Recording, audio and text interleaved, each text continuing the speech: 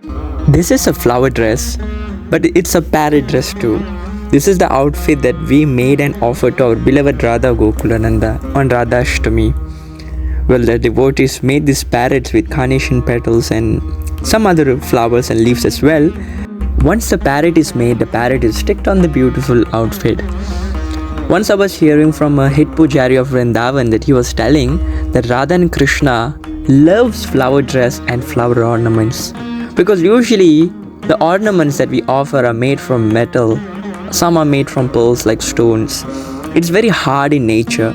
But when we offer flower outfit, the nature of flower is very soft, it's cooling, it's very pleasant. So the Lord actually enjoys wearing flower ornaments and outfit more than the regular ornaments and outfit.